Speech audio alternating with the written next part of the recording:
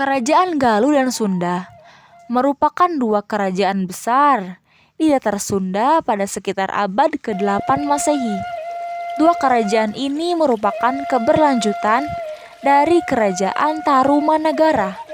Meskipun dalam perjalanan sejarahnya, dua kerajaan ini sempat bersatu di bawah nama Kerajaan Sunda, namun berpisah lagi menjadi Kerajaan Galuh dan Kerajaan Sunda. Hingga pada akhirnya, pada masa pemerintahan Sri Baduga Maharaja sekitar tahun 1482 sampai 1521 Masehi, kedua kerajaan ini bersatu di bawah nama Kerajaan Sunda.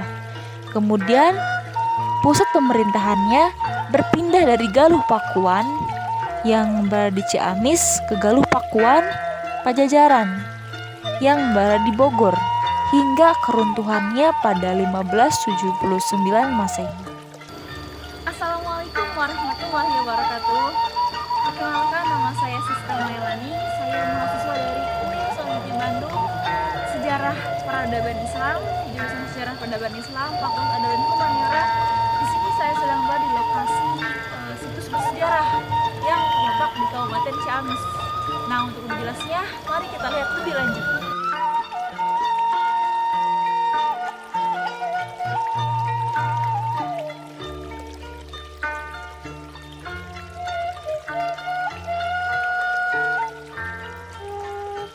Nah, bagi teman-teman yang tertarik untuk mengunjungi Asana Gede Kawali, atau buat yang mau jalan-jalan ke Ciamis, atau kebetulan lewat kota itu, coba deh mampir ke situs Asana Gede Kawali yang letak persisnya di kaki Gunung Sawal di Dusun Indrayasa, Kecamatan Kawali, sekitar 27 km di utara di ibu kota Kabupaten Ciamis.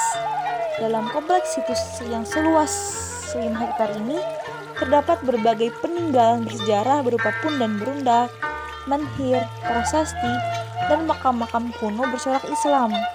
Keberadaan situs ini ditemukan oleh Gubernur Jenderal Thomas Stamford Raffles sekitar tahun 1811 sampai 1816, yang kemudian pembukuan berbagai hasil penelitiannya di Pulau Jawa, termasuk tentang prosesi Kawali dalam buku seri of Java.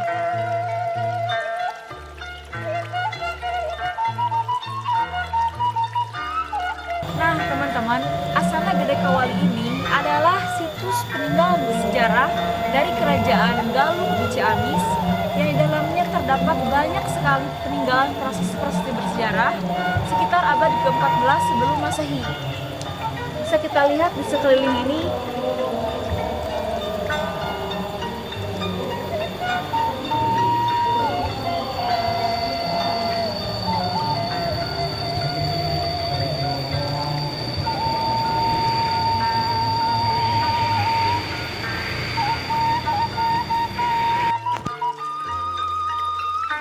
Situs Asana Gede Kawali memiliki dua lapisan budaya, yakni masa pengaruh Hindu yang merupakan peninggalan Kerajaan Galuh dan Kerajaan Sunda, serta masa pengaruh Islam yang ditandai oleh makam-makam keturunan Kesultanan Cirebon.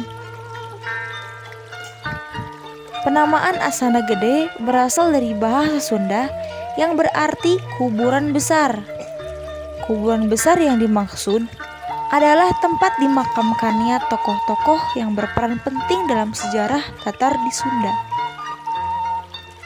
Secara umum, situs Asana Gede Kawali merupakan kompleks makam terbagi atas beberapa halaman yang berundak-undak.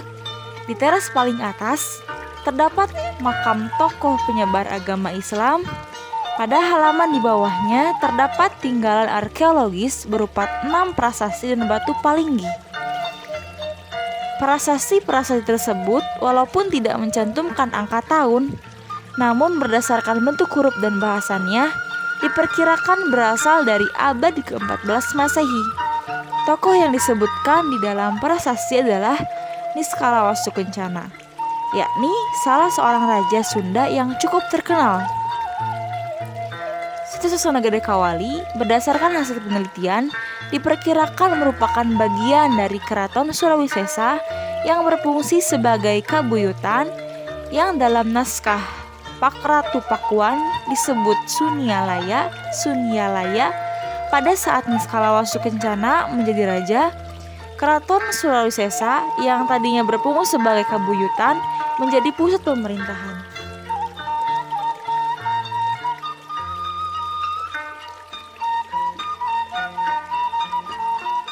Untuk yang pertama ada Prasasti Kawali 1. Prasasti Kawali 1, prasasti ini dipahatkan pada batu berbentuk trapesium yang panjangnya sekitar 72 dikali 73 cm, tebal sekitar 14,5 cm. Tulisannya sebanyak 10 baris dipahatkan pada bagian muka dan 4 kalimat pada sisi batu.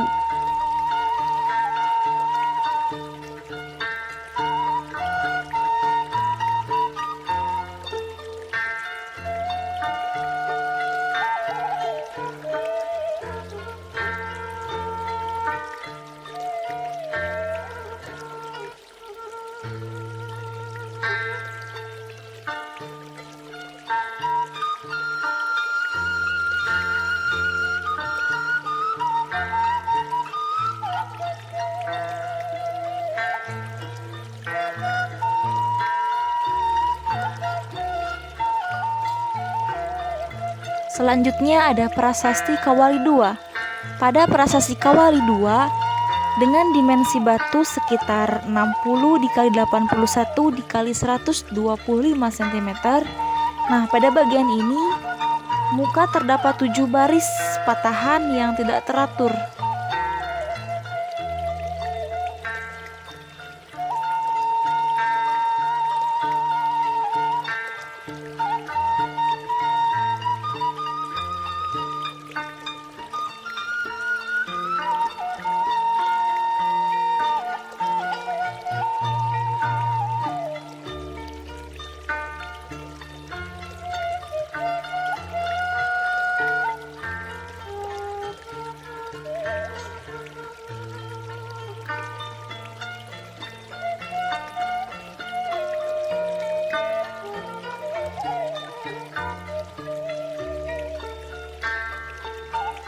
Selanjutnya ada Prasasti Kawali 3. Pada Prasasti Kawali 3, batu ini diperkirakan ditemukan pada tahun ke-1995 oleh juru kunci situs Asana Gede Kawali dan terdapat 6 baris tulisan pada bagian muka batu.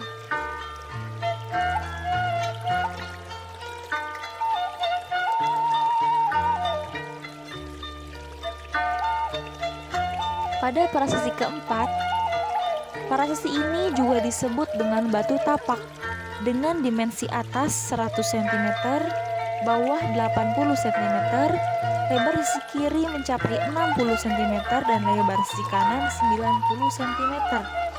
Pada batu ini dipahatkan 45 buah kotak yang terdiri dari 5 baris dan 9 baris. Pada bagian kiri tertulis kata Anana atau Agana. Pada bagian muka terdapat juga tapak tangan kiri dan sepasang telapak kaki dengan lubang-lubang kecil. Pada prasasti Kawali 5 disebut juga dengan batu Panyandungan dengan tinggi mencapai 120 cm. Salah satu sisi tertulis 2 baris dengan tulisan yang diberi nama Sahyali dan Gahia.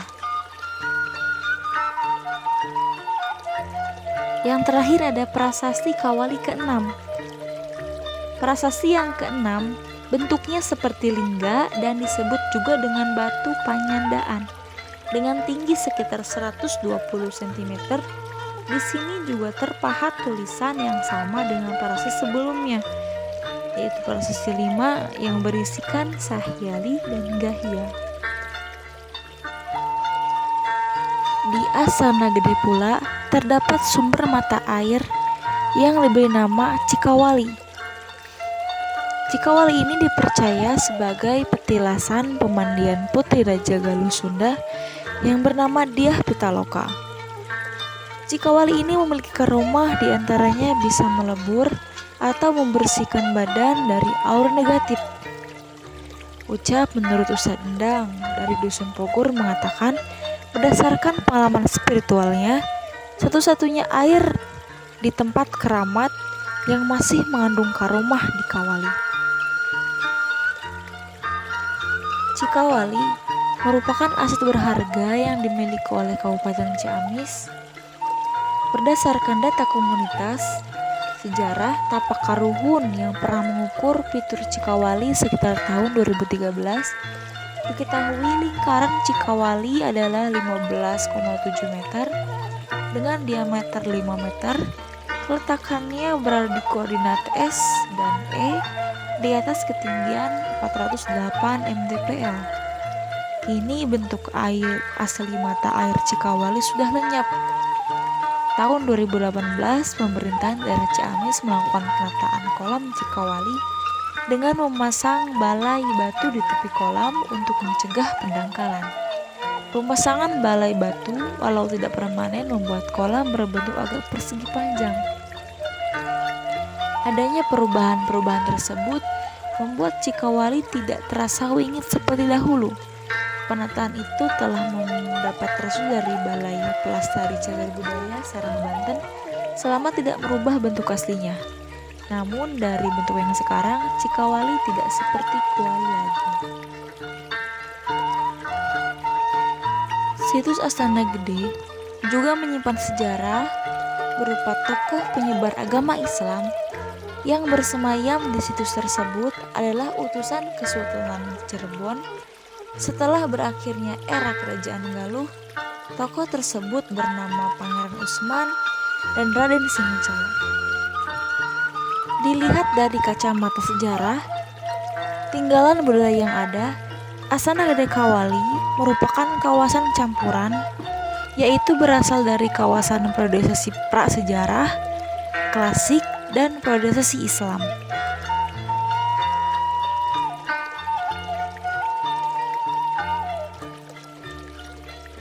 Dari hasil observasi yang saya lakukan, dapat disimpulkan bahwa pemerintah Kabupaten Ciamis dan masyarakat sekitar situs memiliki pandangan yang sama bahwa situs Astana Gede Kawali merupakan warisan masa lampau yang masih difungsikan hingga sekarang. Fungsi tersebut dapat dilihat dari dijadikannya situs Astana Gede Kawali sebagai salah satu tujuan ziarah karena di area situs tersebut terdapat makam wali yang diyakini sebagai penyebar Islam di wilayah Kawali. Hal tersebut dapat dipahami karena situs Astana Gede Kawali merupakan situs berkelanjutan, yaitu situs yang dijadikan sebagai pusat ritual baik pada masa Hindu, masa Islam, dan berlanjut sampai sekarang.